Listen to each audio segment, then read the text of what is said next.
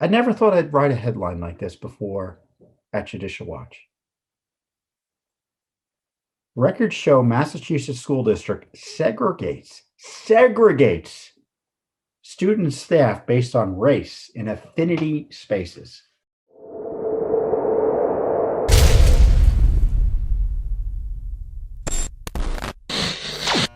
We have this rising communism throughout the land in the form of critical race theory. Now, I know the left is trying to pretend that critical race theory isn't critical race theory. So I'm not going to engage in that debate. Judicial Watch has been investigating this issue, exposing it for years, as long as I can remember here at Judicial Watch. So you critical race theory, there were progenitors. I mean, many of you who were around, you remember the argument over political correctness. See, that was an echo of this back in the day. And now it's metastasized into full-blown left-wing racism that is designed to attack members of a specific race. You hear now the phrase white rage. It's crazy. Now, I say it's crazy, but for the left and the communist left, it's part of the plan to destroy America and engage in revolutionary activity. This is a revolutionary approach to schooling, to governance, and to our military. We had the chairman of the Joint Chiefs of Staff, Milley, start defending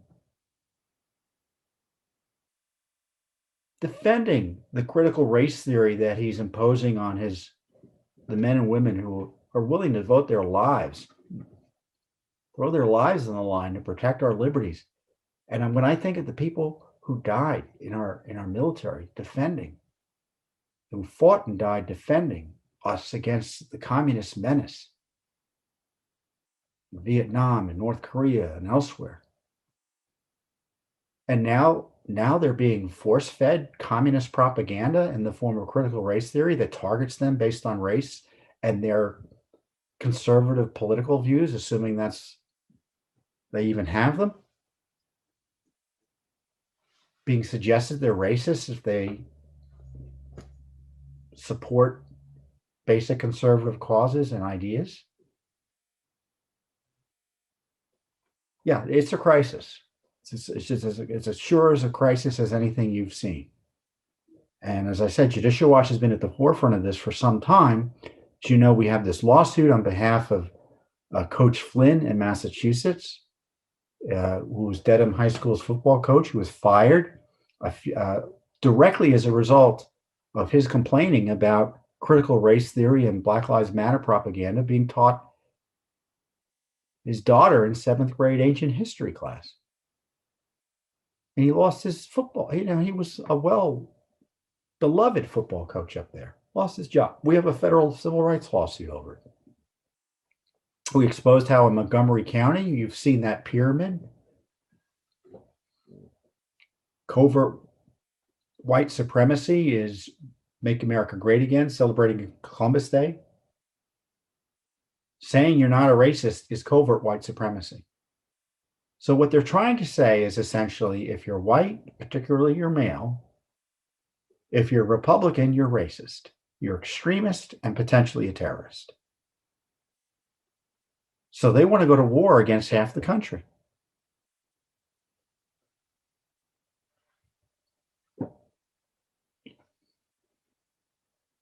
And of course, no totalitarian plan is complete without abusing school children. So as I said, that pyramid was in a class. Montgomery County, Maryland, locally here. You've seen the news about Loudoun County, which is a suburb of Washington, D.C., where the leftists in control of that school board have been pushing this race-based, this racist propaganda on their school children, and parents have been outraged.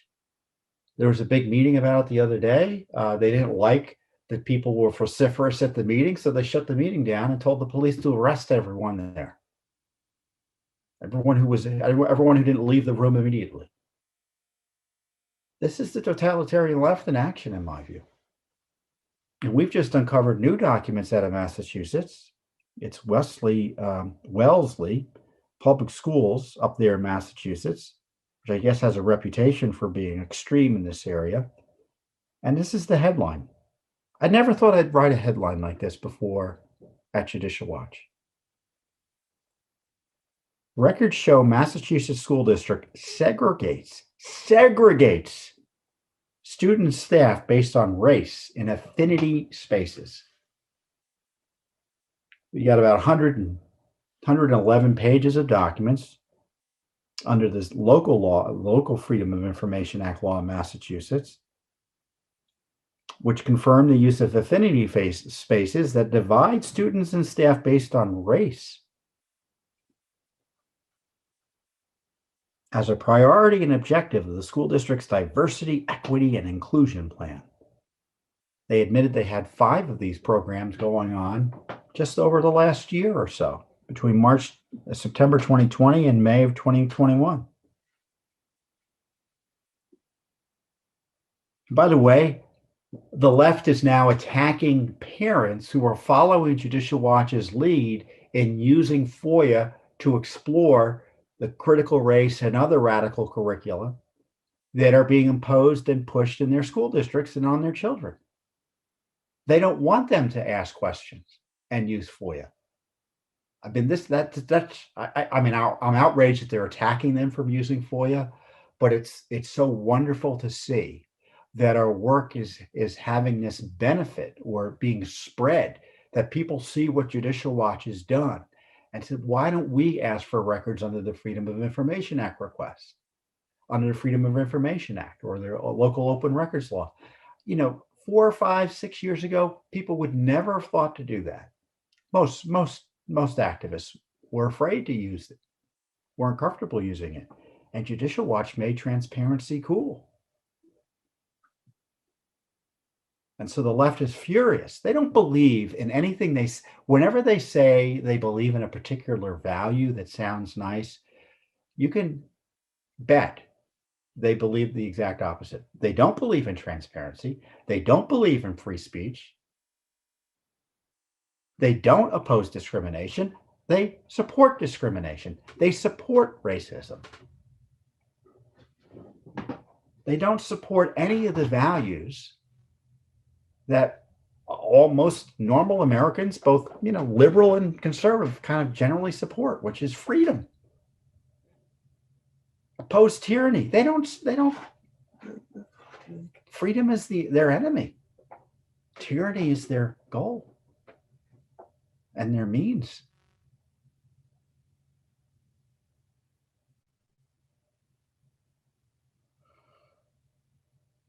So the records include a document detailing their equity strategic plan for 2020 to 2025, which includes a district equity by design plan with the stated goal of amplifying student voices by providing, quote, opportunities for affinity spaces for students with shared identity. So that's segregation. So you have a government enterprise, this public school system, setting up segregation based on race, shared affinity. It's not based on belief. It's not based on sort of, ideas and debates and parties, kind of interests, but based on the color of their skin. In fact, there's a section of the document called diversity staffing, which is racism. The stated goal is to provide resources for affinity spaces, so using tax dollars, and it's not just local tax dollars, the feds fund all of this, as you know, both directly and indirectly, to provide resources for affinity spaces for specialized populations within the wider faculty staff, i.e. ALANA. I really don't know what that is. I guess I should figure out what it is, but maybe you can, those of you who figured out what it is, write it in the comment section. Admin leaders of color, LGBTQ plus, white educators for anti-racism. It's segregation.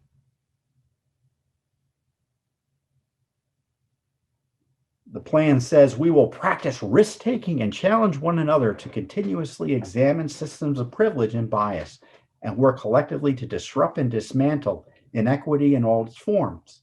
That's revolution. That's a nice way of saying we are revolutionaries. And it's communism, it's Marxism, and it's racist. And the communists have decided, and the Marxist intellectuals decided that or have figured out, I shouldn't say decided, that race is a good way to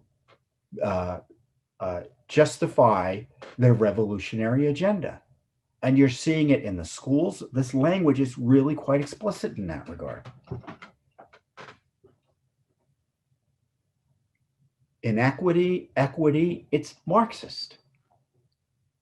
Equity is quite different than equality. Equality means equal opportunity. Everyone is treated equal under the law. Equity is people get what government says they get. And the government's in charge of making sure that no one gets more than the government thinks they should have, which is communism. And they don't see themselves. I understand they don't see themselves as communists. And I'm not saying these. Well, maybe some of them are, but this is what it's about, and you see it throughout so much of what's going on in our culture and politics today. Virtually everything the left does these days is guided by critical race theory. I mean, for instance, there's a lawsuit by the Justice Department, the Biden Justice Department. It's not surprising. They're suing Georgia, alleging that Georgia election integrity laws are in violation of the Constitution and target blacks. It's a smear job. It's hackery. It's political. It's everything. It's terrible. But when you look at the lawsuit, you recognize, oh my gosh, this is all critical race theory, their analysis. For instance, part of the lawsuit suggests that because the laws to secure elections were sponsored by white people, they're suspect. The color of their skin makes them guilty. That's the Biden Justice Department. Critical race theory permeates. The challenge by the Justice Department just filed today against Georgia's voting security measures. And of course, it's not just students being targeted in these school districts. Parents and teachers specifically, in the case of the documents we uncovered, are being targeted. A health teacher writes, the high school fitness and health teacher writes, I wanted to check first, is it appropriate for me to go to this healing space? The teacher writes, the director of diversity, equity, and inclusion, Ms. Charmaine Curry. No, Charmy Curry. So I'm not sure if it's a male or female. Curry responds, I wanted to check first, is it appropriate for, Curry responds to that email. This time we want to hold the space for Asian students and faculty staff. I hope this makes sense. So this teacher says, I want to go to this affinity space, and the head of diversity says you're not allowed. We want to hold it specifically for people of a specific race.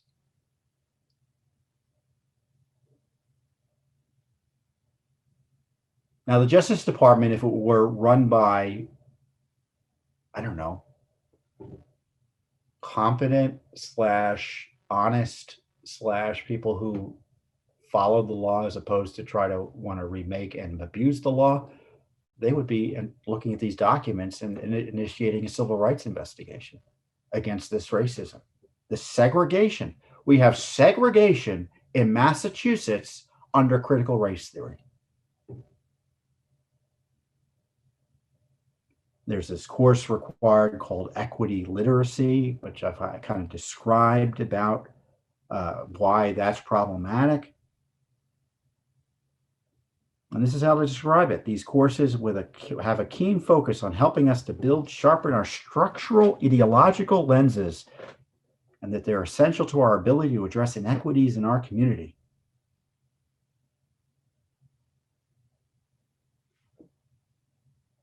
Of course, they told us, because we asked for them, did they analyze whether these programs are in compliance with law? And they said they didn't bother to analyze it. So they didn't even bother to check to see if this racism is legal, this segregation is legal. So the next time you hear a leftist defend or try to suggest that we don't understand what critical race theory is, or try to come up with distinctions between critical race theory and what these kids are being taught, remember what I'm telling you here, and remember that they're being dishonest. The nomenclature isn't necessarily important. What's important to understand is this is a revolutionary approach. They want to turn our kids into budding revolutionaries, communist revolutionaries, and they want to overthrow our system. Their approach is everything in America is racist and should be overturned and destroyed. That's the thinking. And it's being promoted in our military, in our corporate boardrooms, in our government, and among our school children. And as I said before, this is the most significant, and the public reaction to this has been fierce. So the left is very nervous. They're now trying to, as I said, separate critical race, pretend that we don't know what we're talking about. I mean, this is why they hate FOIA, because we're exposing what's going on. People can judge for themselves.